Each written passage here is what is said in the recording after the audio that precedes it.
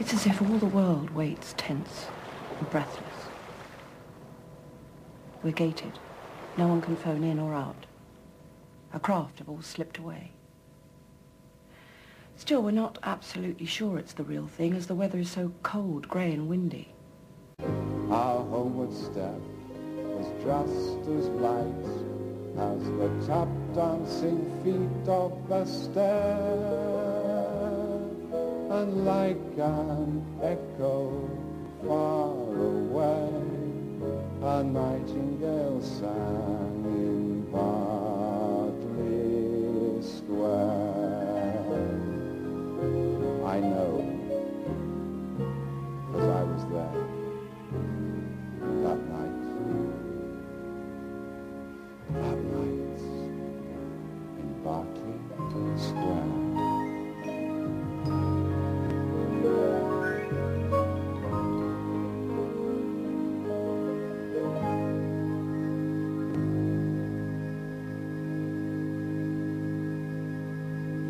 After the United States entered the war, one man tried his best to enlist.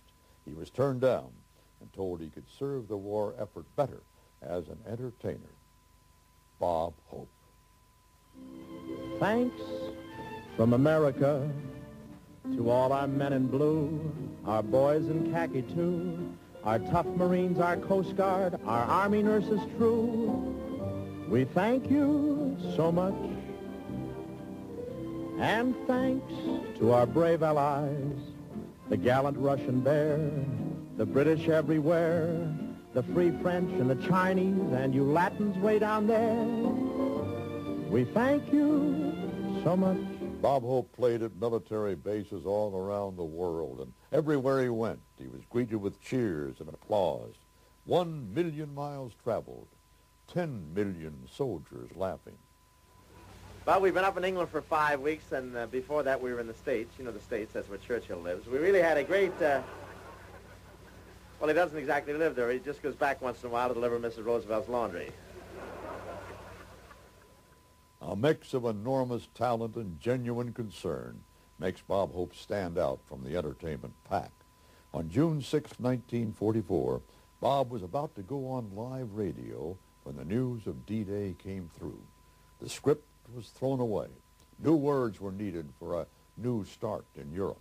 You sat there and dawn began to sneak in, and you thought of the hundreds of thousands of kids you'd seen in camps the past 2 or 3 years. The kids who scream and whistle when they hear a gag in a song. And now you could see all of them again in 4,000 ships on the English Channel, tumbling out of thousands of planes over Normandy and the occupied coast. In countless landing barges crashing the Nazi gate and going on through to do the job that's the job of all of us. The sun came up and you sat there looking at that huge black headline, that one great black word with the exclamation point, invasion. We knew we'd wake up one morning and have to meet it face to face. Now the investment must pay for this generation and all generations to come. This year, Bob Hope is 91 years old, but he was determined not to miss the opportunity to entertain at this event.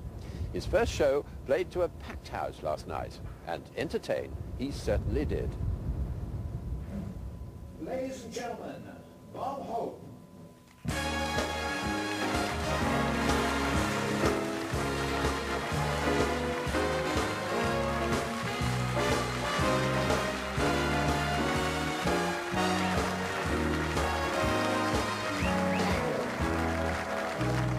Thank you very much.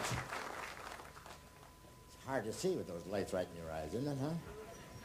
Anyway, I'm happy to be here. Had a wonderful time, a wonderful flight over, came over in the Concorde. What a flight that is. They didn't even have time to lose your luggage. This burglar was in this dark house, and all he could see was a pair of eyes, and a voice was saying, Jesus is watching you, Jesus is watching you. Walked over, turned the light on, and the two eyes were a big Doberman Pinscher staring right at him. And the parrot up there saying, Jesus is watching you, Jesus is watching you.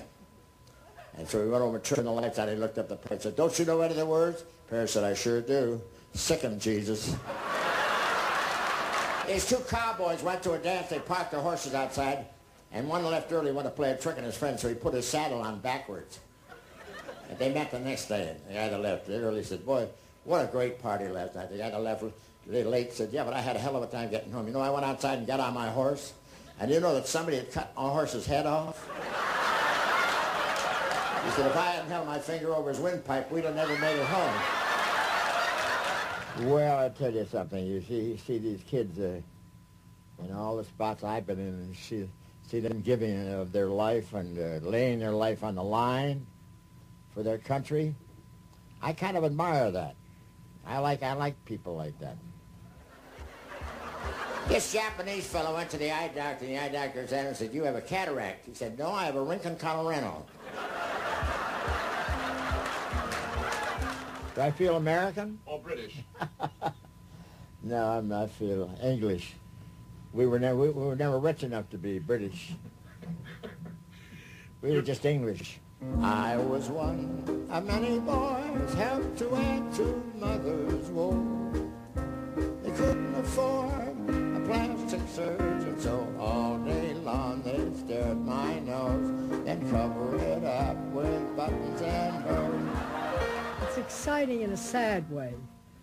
The memories of that, if you dwell on it too much, it really becomes a very sad occasion. But it's glorious, too, in the success that they had on D-Day. Remember a song you did with Ethel Merman in Red Hot and Blue? Red Hot and Blue, yeah. I just love that. Yeah. And I've never tried singing it with you. I know I'm not Ethel Merman, but should we try it? Can you do it? Oh, well, I think I remember it's not my music. That's my memory. Yeah, I think I've got that. Yeah, that's fine. I remember that. I remember my part, and I have your part all written out for you. Wait a minute. Oh, that's really, I think this part will make you. Sure you can spare this? Yeah, it'll make you. Or either that or vice versa.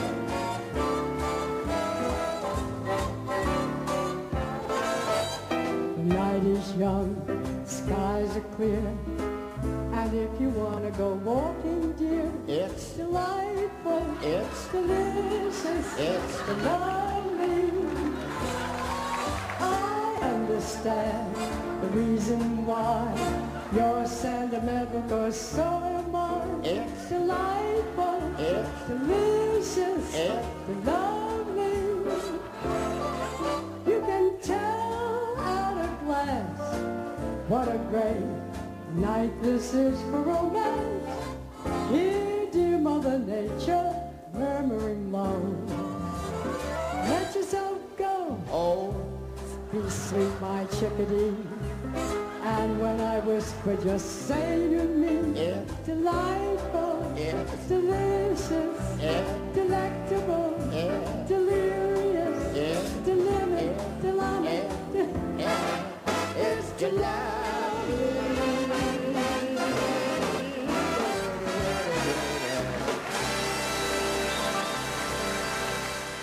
I get scared every show because I won't remember the jokes, and the audience will come up and get me. But what about the one spot you were scared, weren't you, when you were with Eisenhower over in Africa? Yeah. He said, oh, we'll have a nice quiet night's sleep. You remember? Yeah, he said, you get a night's sleep here, you know. And that night, we were about 2 a.m., here they come. Here comes all the bombs, and we had to go down in the cellar and sit there while they tried to knock the hotel off. And so I sent General Eisenhower a note. I said, thanks for the rest. Anyway, that's it. Thank you, ladies and gentlemen. Thank you very much.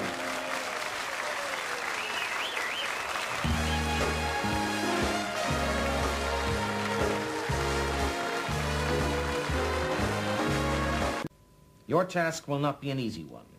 Your enemy is well-trained, well-equipped, and battle-hardened. He will fight savagely. I have full confidence in your courage, devotion to duty, and skill in battle. We will accept nothing less than full victory.